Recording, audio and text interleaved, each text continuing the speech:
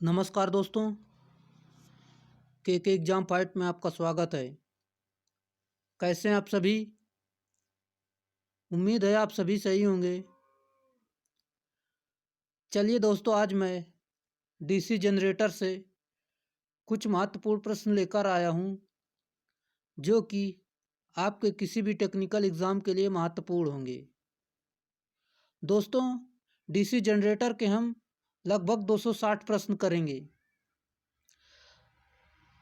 आज दोस्तों इस पहला पार्ट से शुरुआत करते हैं। इस पार्ट में दोस्तों आपके 25 प्रश्न रहेंगे। 25-25 प्रश्न करेंगे रोज। एक दिन ये सीरीज पूरी हो जाएगी। चलिए दोस्तों, इन प्रश्न को शुरू करते हैं। डैश डैश और डैश डैश हानियों को सामूहिक रूप से स्ट्रे हानियों के रूप में जाना जाता है।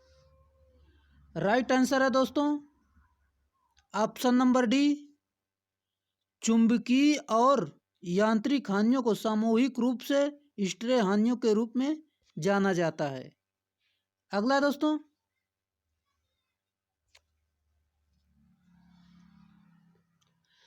सिलिकॉन स्टील का उपयोग डैश डैश हानियों को कम करने के लिए किया जाता है। राइट आंसर दोस्तों ऑप्शन नंबर सी, हिस्टैरिसीस यानी शैथिल्य हानियों को कम करने के लिए किया जाता है। अगला दोस्तों,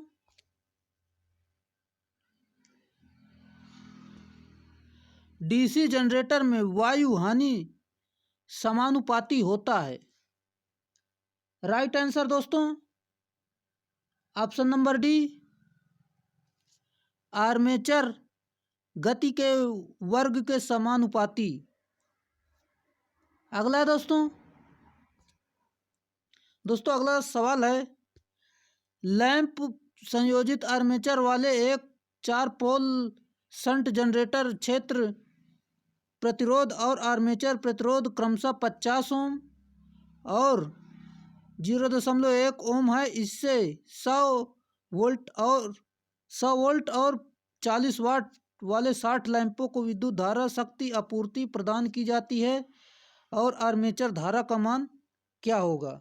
दोस्तों, आर्मेचर का जो प्रतिरोध है, शंट प्रतिरोध आपको 50 दिया है, आर्मेचर प्रतिरोध 0.1 और जो लैंपों में वोल्टेज है वो 100 वोल्ट दिया हुआ है और वाट कितने वाट का एक लैंप है? 40 वाट दिया हुआ है। चलिए दोस्तों, इसे हल करते हैं। दोस्तों, पहले हम लैंप का रेजिस्टेंस निकाल लेते हैं। तो आर बराबर होता है आपका V² / P। V² मतलब वी का मान आपका कितना है? 100 है। 100 का डबल कर देंगे, 100 का डबल हो जाएगा अपान 40 से भाग दे देंगे तो आपका आ जाएगा 250 यानी 250 आया। फिर इसके आने के बाद दोस्तों आप 60 लैंप हैं, 60 लैंपों को समांतर क्रम में जोड़ दीजिए, क्योंकि लैंप समांतर क्रम में जोड़ेंगे। समांतर क्रम में जोड़ने के बाद आपका जो प्रतिरोध आएगा, टोटल प्रतिरोध जो समांतर क्रम में आएगा वो आपका दोस्तों आ जाएगा 4.16। इतना प्रतिरोध आने के बाद फिर दोस्तों आप आर्मेचर की लोड धारा निकालेंगे। IL बराबर V/R होता है। V का मान 100, V का मान 100 रखेंगे। R का मान अभी हमने निकाला 4.16। इसको हल कर लेंगे तो आपका आ जाएगा 24, यानी लोड धारा आपकी 24 एम्पियर आ जाएगी। फिर इसके बाद दोस्तों शंट धारा निकालेंगे। शंट धारा बराबर वोल्टेज अपान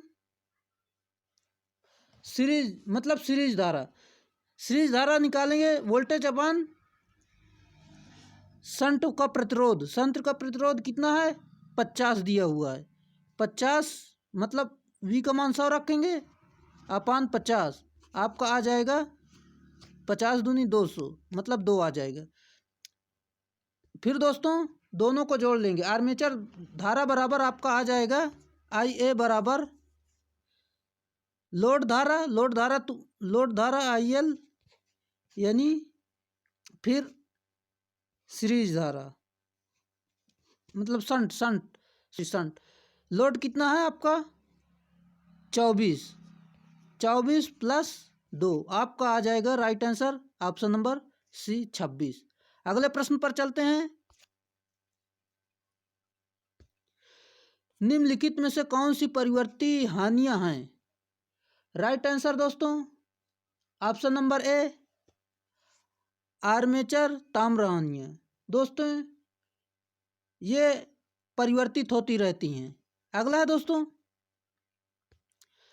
चल लौह प्रकार के एमीटर में कुंडली में डैश होती है। राइट आंसर दोस्तों ऑप्शन नंबर B मोटे तार और फेरों की संख्या कम होती है।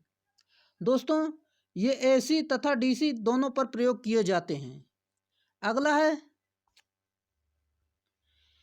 यदि एक विद्युत मशीन यांत्रिक ऊर्जा को विद्युत ऊर्जा में परिवर्तित करती है तो इसे डैश कहा जाता है।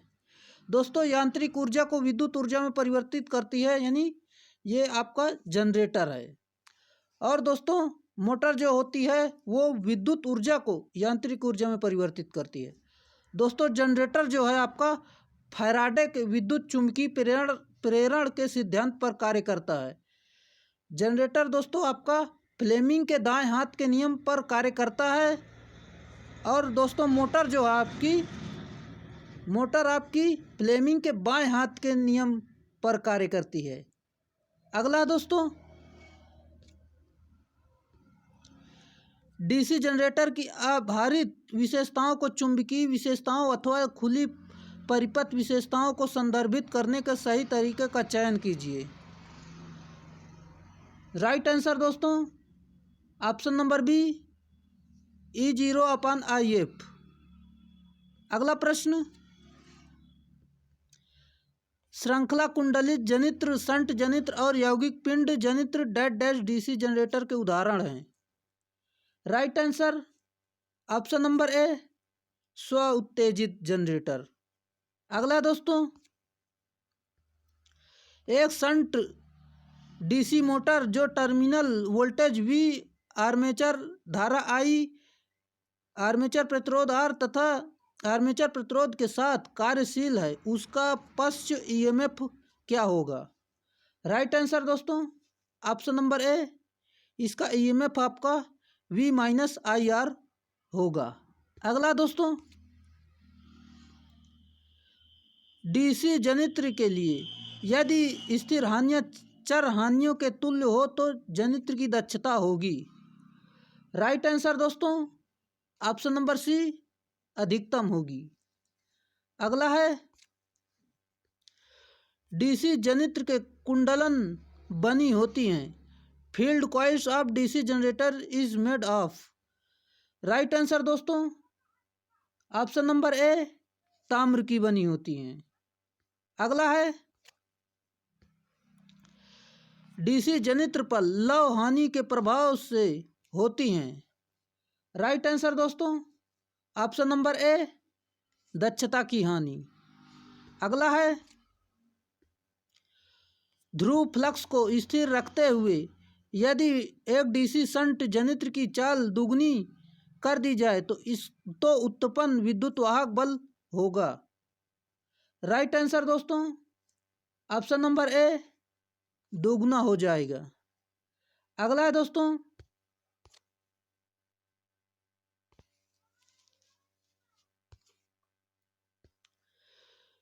किसी AC जनित्र तथा AC जनरेटर तथा DC जनरेटर में एक मूलभूत अंतर यह है कि राइट आंसर दोस्तों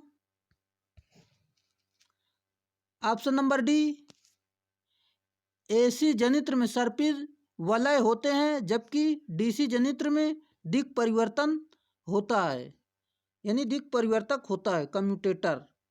अगला है दोस्तों डीसी जनित्र की आर्मेचर कोर पटलित करते हैं? राइट आंसर दोस्तों ऑप्शन नंबर सी, भंवर धारा हानियों को कम करने के लिए पटलित करते हैं। अगला दोस्तों, डीसी मशीनों में अंतर्वेशों को डैश डैश प्रयुक्त किया जाता है?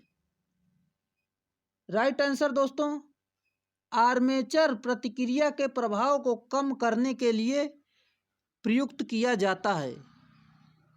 इसका ऑप्शन इधर दिया हुआ है, चलिए ऑप्शन नंबर ए सही उत्तर है आपका। आर्मेचर प्रतिक्रिया के प्रभाव को कम करने के लिए किया जाता है। अगला दोस्तों, डीसी जनित्र में दिक् परिवर्तक का मुख्य कार्य होता है? राइट आंसर दोस्तों ऑप्शन नंबर बी, एसी को डीसी में बदलना, यानी कम्यूटेटर का कार्य होता है एसी को डीसी में बदलना। अगला है, स्थायी चुंबक गतिशील कुंडली उपकरणों का प्रयोग डैश डैश के साथ किया जाता है? Right answer option number A, DC आपूर्ति के साथ किया जाता है। अगला है, किसी भी डिस्क द्वारा यानी डीसी मशीन की सक्रियकारी कुंडलियों का परिवेष्टन डैश डैश किया जाता है? Right answer option number B, ध्रुवों के चारों ओर। अगला है, किसी भी विद्युत मशीन में सामान्यतः कौन से दो मुख्य भाग होते हैं? Right answer option number C, stator और रोटर। दोस्तों स्टेटर जो है उच्च कार्बन स्टील अथवा सिलिकॉन स्टील का बना होता है। अगला है, डिस्क धारा यानी डीसी मशीन के घूमने वाले भाग को क्या कहा जाता है? राइट आंसर दोस्तों ऑप्शन नंबर सी, आर्मेचर कहते हैं। अगला है, एक कम्यूटेटर का उपयोग किसमें किया जाता है? राइट आंसर दोस्तों option number B, DC machine में। अगला है, दिक् परिणामित्र खंड यानी कम्यूटेटर सेगमेंट डैश डैश की सहायता से एक दूसरे से रोधित इंसुलेटेड किए जाते हैं? किसकी सहायता से? राइट आंसर दोस्तों ऑप्शन नंबर बी, अभ्रक। अभ्रक की सहायता से एक दूसरे से इंसुलेटेड किए जाते हैं। अगला दोस्तों, एक डीसी मशीन में इंटरपोल वाइंडिंग कैसे संयोजित होती है? राइट आंसर दोस्तों ऑप्शन नंबर सी, आर्मेचर के साथ श्रेणी क्रम में। दोस्तों ये रहे आज के 25 प्रश्न।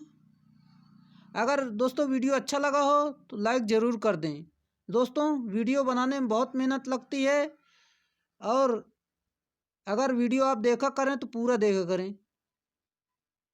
अगर चैनल पे नए हैं तो चैनल को सब्सक्राइब जरूर करके बेल आइकन ज़रूर दबा लें। आज के लिए इतना ही, फिर मिलेंगे नेक्स्ट वीडियो में, तब तक के लिए बाय।